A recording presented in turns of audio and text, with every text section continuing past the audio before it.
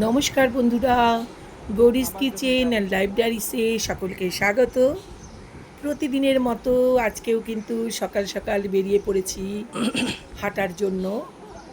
আমি প্রতিদিনই সকাল 5টায় ঘুম থেকে উঠি এবং বাড়ি থেকে ঠিক 5:45টায় কিন্তু বেরিয়ে পড়ি মর্নিং ওয়াকের উদ্দেশ্যে। মর্নিং ওয়াক করে তারপর চলে যাই আমাদের সেই নির্দিষ্ট মাঠে, যেখানে নাকি প্রতিদিন শরীরচর্চা হয়।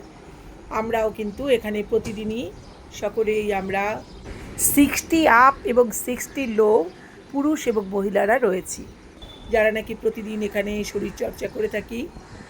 ভোরের হাওয়া এবং শরীরচর্চা কিন্তু শারীরিক ও মানসিক স্বাস্থ্য ভালো রাখার জন্য অত্যন্ত কার্যকরী।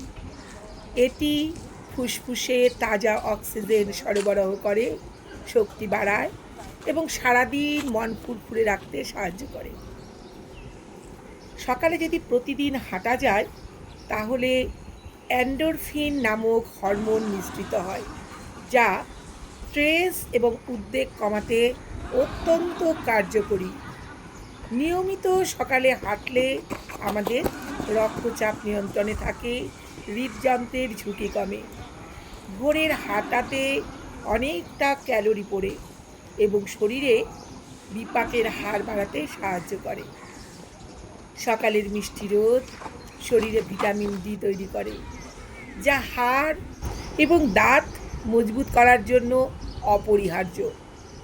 তবে বয়সজনিত কারণে বা ডায়াবেটিক্স বা আর্থারাইটিস কিছু থাকলে তবে তোমাদের শরীরে যতটুকুনি নিতে পারবে তোমরা ততটুকুনি হাঁটো। একবারে যে অনেকটা পথ হাঁটতে হবে তা নয়, কিছুটা হাঁটো, না পারলে আবার খানিকটা একটু কোথাও বসো, তারপর আবার হাঁটো। আমি কিন্তু এইভাবেই হাঁটি, কারণ আমি টানা অনেক দূর পর্যন্ত হাঁটতে পারি না।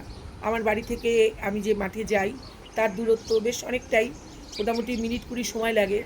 তবে আমি হেঁটে ওখানে পৌঁছাতে পারলেও আমি মাঝখানে কিন্তু কোনো একটা কালভার্ট দেখে সেখানে আবার একটু বসে একটু রেস্ট করি, তারপরে কিন্তু আমার নির্দিষ্ট গন্তব্যে পৌঁছাই।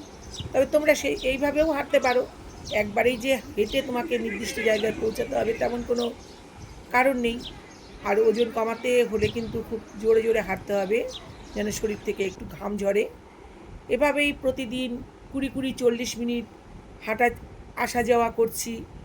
জানি না কতটা ওয়েট কমেছে, অনেক দিন ওয়েট মাপিনি।